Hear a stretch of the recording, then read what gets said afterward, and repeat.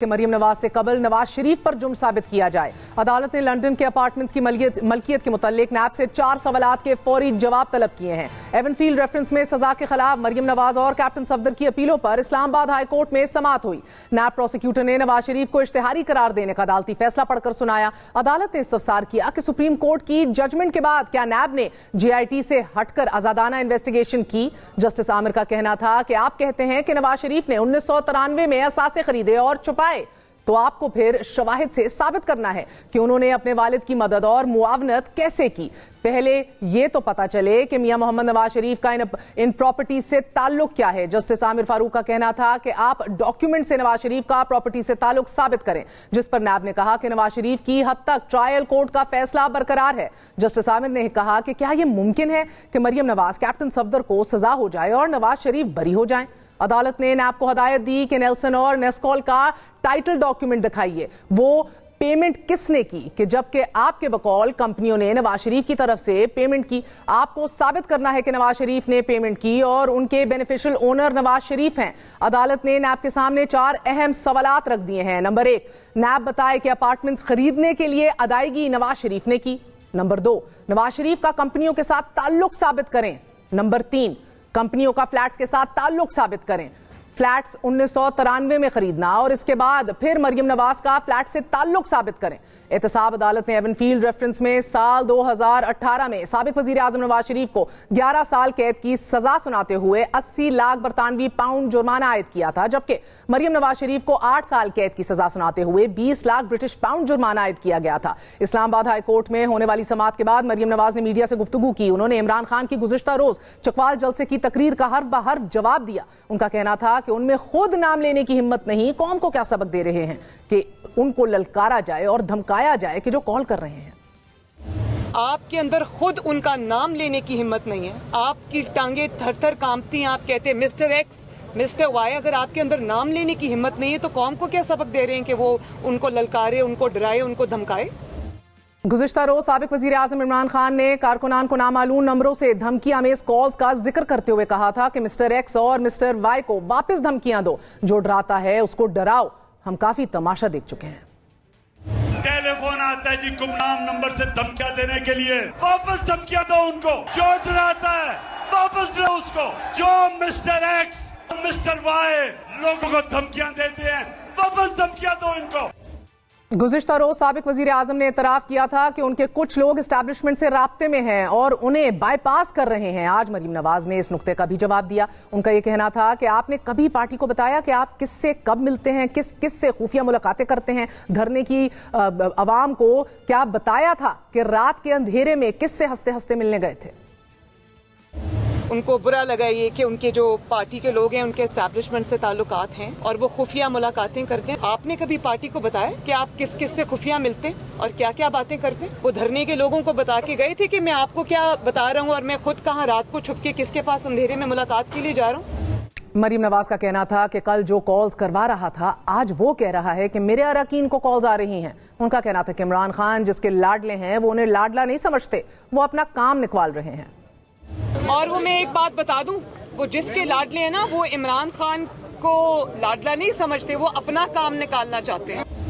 मरियम नवाज ने इमरान खान को आड़े हाथों लेने के बाद जावेद लतीफ के इकदाम का दिफा किया। जावेद लतीफ ने प्रेस कॉन्फ्रेंस में इमरान खान के खिलाफ मजहब के नाम पर तशवीशनाक इल्जामात लगाए थे, जिसके बाद जावेद लतीफ पर फिरका वाराना मुनाफरत को हवा देने और इंतशार पैदा करने की दिफात के तहत मुकदमा दर्ज किया गया था। आयरनी यह है कि माजी में मरियम नवाज शरीफ साहिबा उनकी जमात सियासत में मजहब के इस्तेमाल की पुरजोर मुखालिफत कर चुके हैं। मजहब को सियासत के लिए इस्तेमाल करना, मजहब को सियासी मुखालिफिन को गंदा करने के लिए इस्तेमाल करने से बड़ा जुर्म कभी कभी किसी ने नहीं किया। मजहब को सियासत के लिए इस्तेमाल करने वाले से ज्यादा मैं समझती हूँ बड़ा मुजरिम कोई नहीं जो अल्लाह ताला के खूबसूरत मजहब को सियासत की नजर करता है।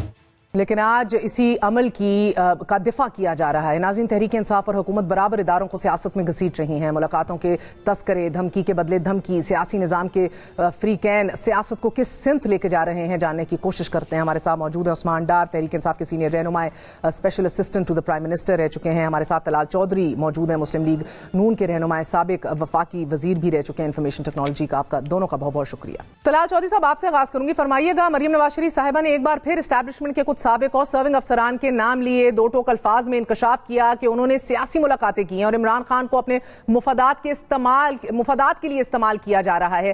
क्या ये तकरीर इदारों को मुतनाज़ बनाने के जुमरे में नहीं आती? क्या इस तकरीर के बाद आपको नहीं लगता कि इदारों की जानिब से वजाहत आनी चाहिए? देखिए, सबसे पहली बात तो ये है कि बार बार इस बात पे किसी बात का जवाब देने के लिए या ये इमरान खान ये सारी चीजें लेकर आते हैं और फिर हमें पॉलिटिकली उनका जवाब देना पड़ता है। लेकिन हमने अदारों और शख्सियात में बहुत फर्क किया है। हमारा भी इख्तलाफ रहा एस्टेब्लिशमेंट से और हम एस्टेब्लिशमेंट को चाहते थे कि वो अपना आईनी रोल प्ले करे और उसके दरमियान हमने नाम लिए इंडिविजुअल्स के।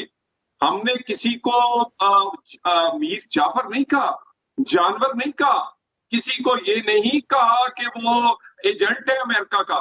सो इस तरह के इल्जामात और ये कहना कि सारे के सारे जो है पूरे अदारे को इन्वॉल्व करना और कहना कि इनको धमकियां दो, इनको फला करो और एक्स वाई कभी कह देना। सो मेरा ख्याल है कि आप कंपेयर नहीं कर सकते इमरान खान और मरियम नवाज को।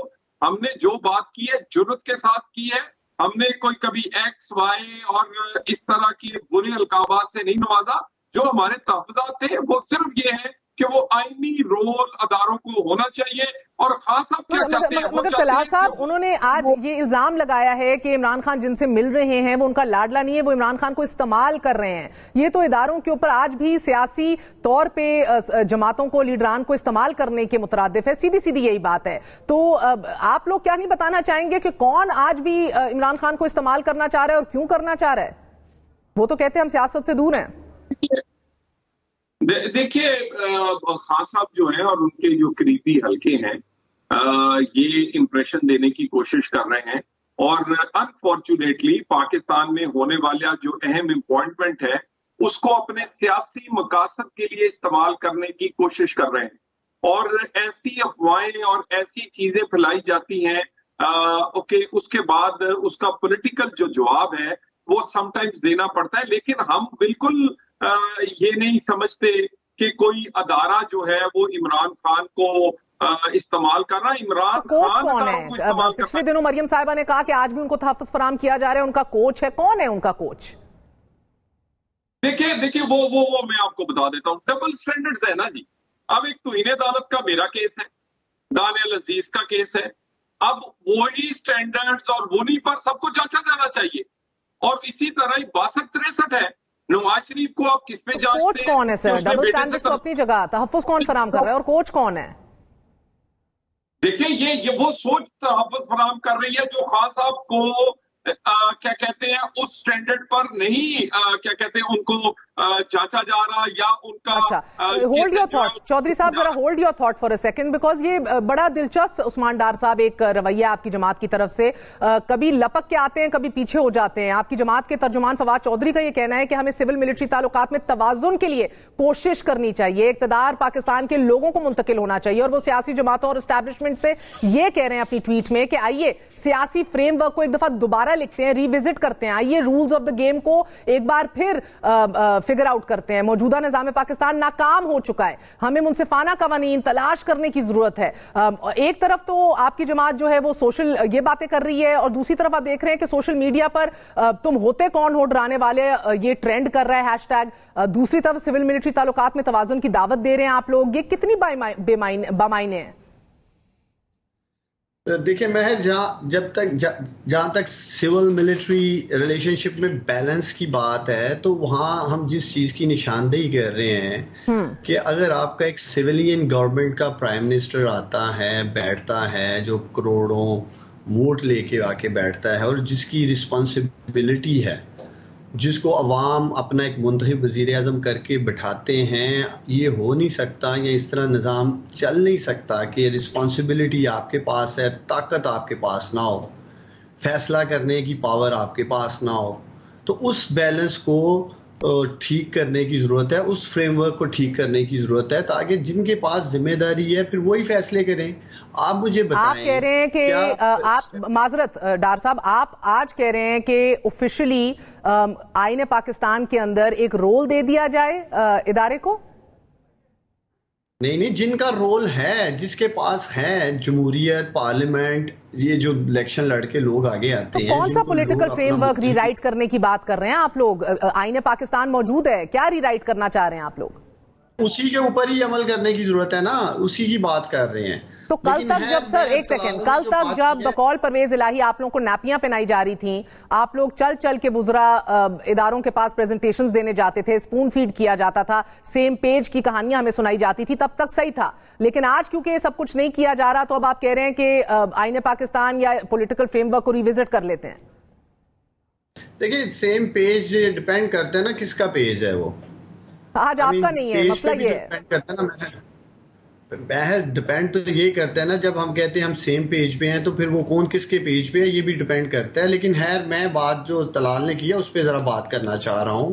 क्यों ये बुखलाहट का शिकार हैं? ये अगर 6 माह पीछे चले जाएं तो इसी मेरे तलाल चौधरी भाई के टीवी टॉक शो सुनाए कि कहते थे जी इमरान खान, ये लोग हलकों में नहीं निकल सकते, इमरान खान खत्म हो गया, ये निकलेंगे हेलमेट पहन के निकलेंगे, जूते पड़ेंगे। तो हम तो निकल आए इक्तदार से और इन्होंने सोचा इमरान खान हमेशा के लिए खत्म हो गया। अब जब 17 जुलाई को पंजाब के लोगों ने वोट की ताकत से इन्हें जवाब दिया, NA 245 कराची में जवाब दिया, ये बुखलाहट का शिकार हो गया इमरान खान की मकबूलियत देख के। ये खुद तासर क्रिएट करने की कोशिश करते हैं जी, इस्टेब्लिशमेंट हमारे साथ है, इमरान खान कुछ भी कर ले, जितनी मर्जी अवाम इमरान खान के साथ खड़ी हो जाए, इस्टेब्लिशमेंट आने वाले इलेक्शन में जो है ना हमारे साथ खड़ी है, चाहे चोर दरवाजे से ही आए, हम आ जाएंगे। ये खुद एक परसेप्शन क्रिएट कर रहे हैं। देखें, हमारे मौजूदा आर्मी चीफ जो सिपा सलार है हमारे अजीम पाक फौज के, उनके खिलाफ जो बातें मियां नवाज शरीफ ने ठीक है, मगर सर उन्होंने तो नाम ले लिया ना, अपनी चार्जशीट नाम लेकर की। मरियम साहिबा कहती हैं आज आप लोग डर रहे हैं, अवाम को कह रहे हैं उनको वापस डराओ, धमकाओ, ललकारो, खुद आपसे मिस्टर एक्स और वाई का नाम नहीं लिया जाता। नहीं, देखें, ये अब इनको क्या है कि जिसको जो फोन कर रहा है, अगर मुझे कोई कॉल कर रहा है तो मुझे पता है मुझे कौन कॉल कर रहा है और उसको जवाब देना है। ये क्यों इन चीजों को कर रहे हैं? ये मेरा मामला है ना, मुझे कॉल आ रही है, जो इनको कॉलें कर रहे हैं या जो इनको डरा धमका रहे हैं ये जवाब दें उन्हें। और ये जिस तरह जवाब माजी में देते रहे हैं, जिस तरह से ये हमारे अजीम पाक फौज के सिपा सलार को गुजरांवाला जलसे में ललकारते रहे हैं।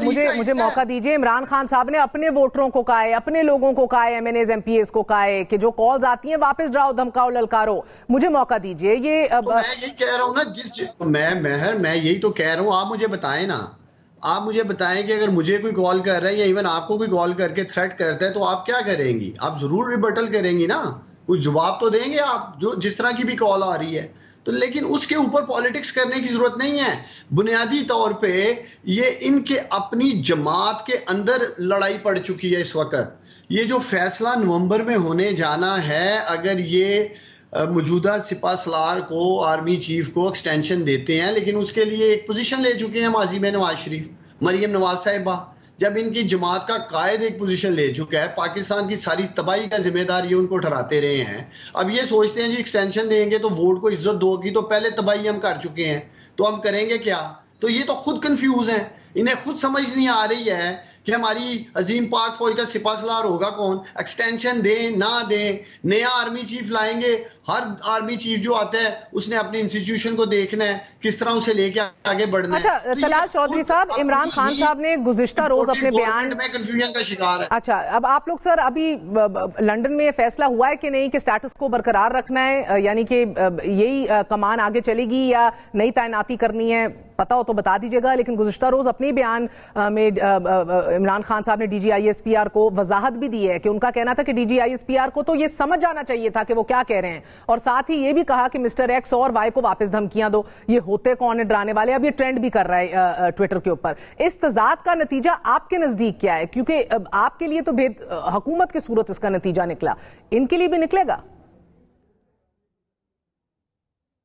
देखिए, मेरी गुजारिश ये है कि इमरान खान किसी न किसी तरह एक डिस्कशन जारी रखना चाहते हैं, एक बदला ले रहे हैं। वो समझते हैं कि एस्टेब्लिशमेंट ने या फौज ने उनका गैर आईनी साथ दिया नहीं दिया, जिसकी वजह से वो हुकूमत से निकले। वो अपना गैर आईनी रोल करते रहे, इनके लिए इत्तेहादी तलाश करें, इनके लिए लोग तलाश करें, इनके लिए इनके मेंबर्स को मनाएं, इनको इख्तिदार की कुर्सी पर बैठाएं, और अब वो अपनी सियासी ताकत को ब्लैकमेलिंग बनाकर अदारे और उनके सरबराह को ब्लैकमेल करना चाह रहे हैं, और इसीलिए इस अपॉइंटमेंट को वो मुतनाज़े कर रहे हैं। हम बिल्कुल क्लियर है, ये अपॉइंटमेंट जो है ये हुकूमत करेगी और ये वजीर आजम करेंगे, और इसमें कोई रोल नहीं है इमरान खान का। नई अपॉइंटमेंट करेंगे या स्टेटस को बरकरार रखेंगे जिस तरह मशवरा दिया खान साहब ने? देखिए जी, मेरे पास तो ऐसी इंफॉर्मेशन नहीं है कोई अभी तक। फिर मुझे ये बता दीजिए, आप क्या फवाद चौधरी की दावत को कबूल करते हैं? वो कहते हैं कि हम इस पॉलिटिकल फ्रेमवर्क को रीराइट करना चाहिए, हमें सारी सियासी जमात और एस्टैब्लिशमेंट को मिलके। वो कह रहे हैं कि एक दफा रूल्स ऑफ द गेम तय कर लेते हैं, क्योंकि आप भी भुगत चुके हैं माजी में, ये अब भुगत रहे हैं बकौल इनके। क्या आपको लगता है इसकी जरूरत है? देखिए, ये बड़ा अच्छा होता कि वो 4 साल जब ये हाथ नहीं मिलाते थे ऑपोजिशन से, उस वक्त ये सोचते, हम बहुत कहा करते थे, और अभी भी ये पार्लियामेंट में तशरीफ ले आए। उसके बाद बिल्कुल पाकिस्तान की बेहतरी के लिए जिस चीज पर बात हो सकती होगी, लेकिन पार्लियामेंट के अंदर होगी, बनी गाला में नहीं होगी जाके। ठीक है। और ये उस्मान